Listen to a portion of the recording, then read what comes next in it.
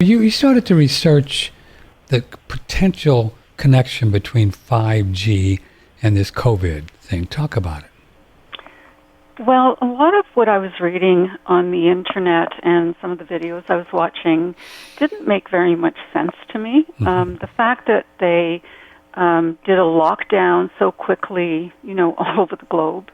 And when I looked at the statistics for the number of people who were contracting the disease and dying from it, the death rate was slightly higher than for the flu, but many more people were dying from the flu than from COVID-19. And yet they don't do a shutdown for the flu. So it really, started putting questions in my mind, and that's always dangerous because I'm a very curious person, and then I have to sort of try to figure things out, and so I've been trying to do that. And so what I've done is I've gone to different world maps. I've been following the COVID statistics, and one of the good bits of news that I came across was when I do trust the South Korean data, and they have some amazing virologists and doctors who have dealt with this before. They had SARS and other things. So they've got a lot more experience than we have, and they responded very quickly. So I thought, well, this is good news because the pandemic, the peak, was over within a matter of 4 to 6 weeks. And so I started going to other countries and following it day by day, and I saw some of the other countries were coming down too, especially, places like Italy that had it very badly. And so I thought, well, this is good news. So I was looking at the United States and Canada, and our peaks, ours is still going up. Yours is beginning to flatten and come down, which is really good news for you. And so the question is, why is this happening? Why are certain places really hard hit? And one of the things we learned about the virus is that it affects primarily the elderly. And so in Canada, a lot of the senior homes are the hardest hit. So we can have, multiple deaths, 30 people dying in a senior's home. But younger people aren't nearly as sensitive to this radiation. So in Italy, we know that they have an elderly population. A very large percentage of the population is above the age of 65.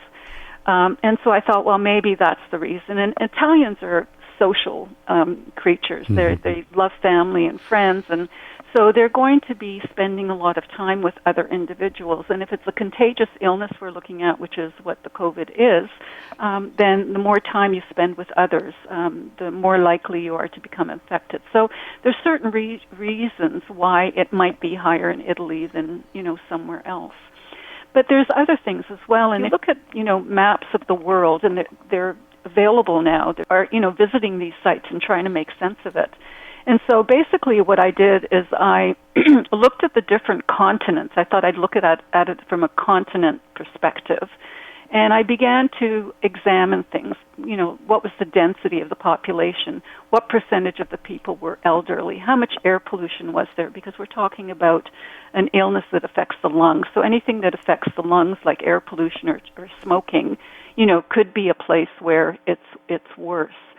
And then I looked at things like tourism, healthcare expenditures. Gross national product is important in per capita income. If you have to pay for your own health care, countries in Africa don't have reliable electricity. So when I started looking at the use of electricity and the use of wireless technology, Africa came up as a relatively blank area simply because they don't have the infrastructure in some of the countries. And if you look at Africa, South Africa is one of the worst hit.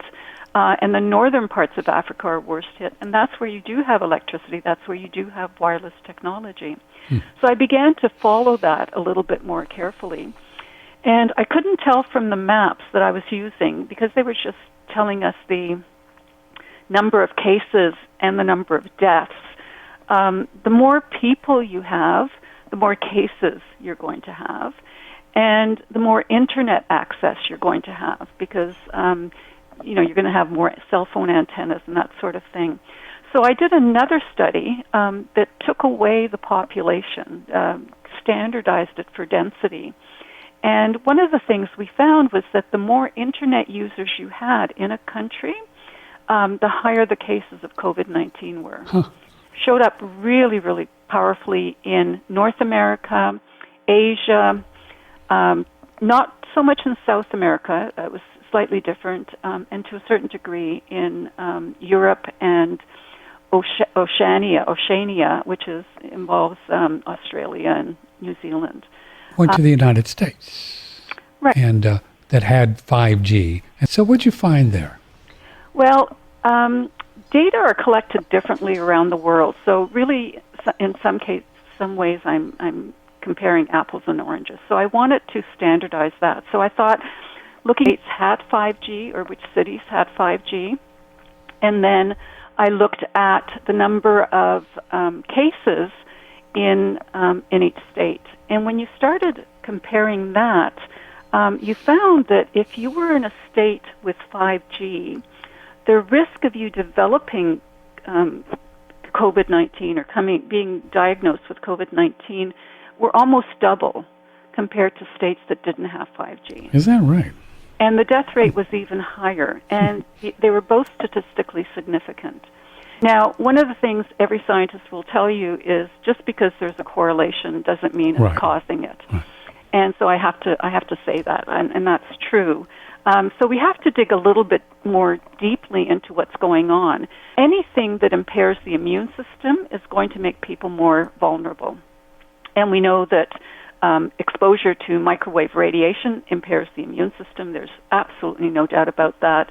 But exposure to a lot of different toxic chemicals and genetically modified foods can do the same thing. Yes. Yeah. And so now what we have to do is dig a little bit more deeply and begin to tease apart the different factors. Now, this is standardized for population, so that's really critical. We're not comparing the raw data, so we're not saying how many people contracted COVID that were in a state with 5G. Because if you have a state like New York or California where the population density is much higher than, in North Dakota, for example, you're going to have more cases. Let's look at it per population density. So you basically say per 1 million population, how many people are developing or dying from this illness.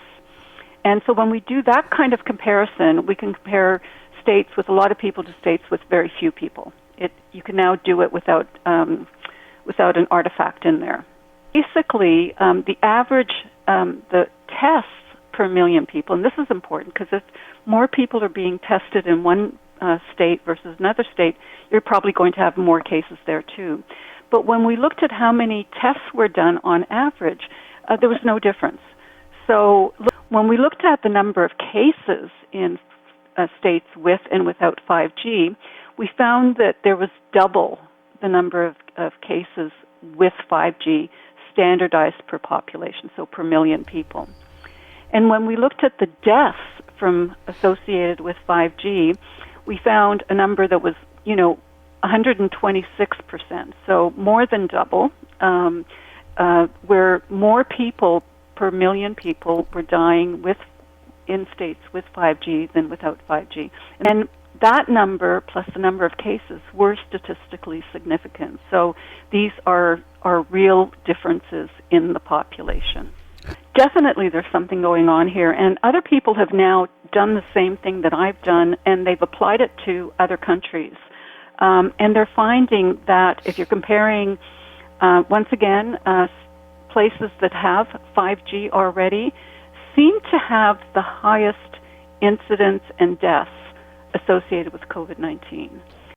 Look into this. There's some millimeter frequencies that are unlicensed.